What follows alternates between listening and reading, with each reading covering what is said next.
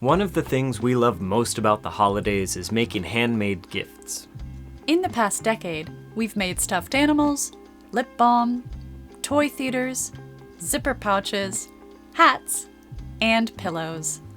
We really enjoy crafting presents for loved ones, and we'll usually pick a few days in November or December to sit down, play Christmas music, and make. This Christmas, we made little sleeping matchbox mice. We knew we wanted to make multiple batches of this gift, so we decided early on to use our Cricut Maker to do the tedious task of cutting everything out.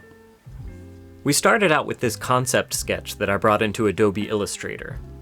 After taking some measurements of the matchboxes we'd be using, I drew this rectangle with the same measurements so I could use it as a scale reference.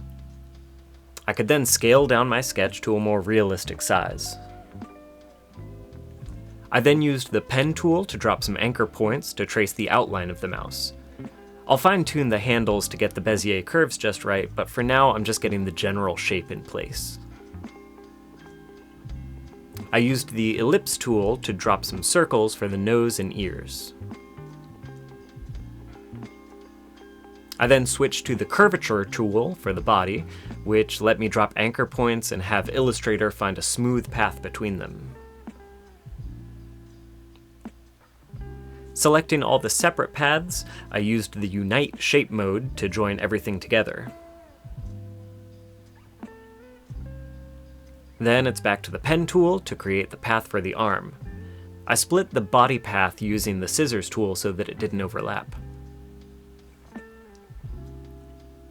The pillows and sheets were quick work using the rectangle tool and rounding the corners off. I could then drag my paths back to my reference rectangle to do the final scale adjustments.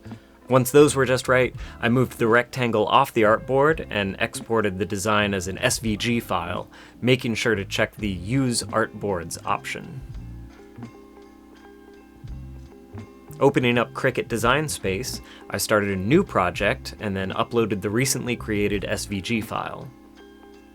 By default, all the paths are set to basic cut, so I didn't need to change anything there. After adjusting where I wanted the objects to be cut, I loaded up some thick paper on a mat, set my base material as heavy cardstock, and hit go on the Cricut.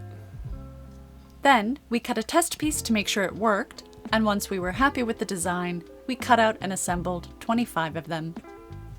As this year draws to a close, we like to think about all the things and people we're grateful for. And during this ongoing pandemic, we have been extremely thankful for our magnificent patrons at patreon.com/AlexandOlmsted. Their monthly support continues to let us pursue our passions, experiment with new tools and materials, and continue to make free content for all. As a special thank you this holiday season, we'll be sending our $25 and up patrons their own Matchbox mouse. We hope you find some time this season to get crafty and make some fun stuff for the people in your life. Thanks! And Happy New Year!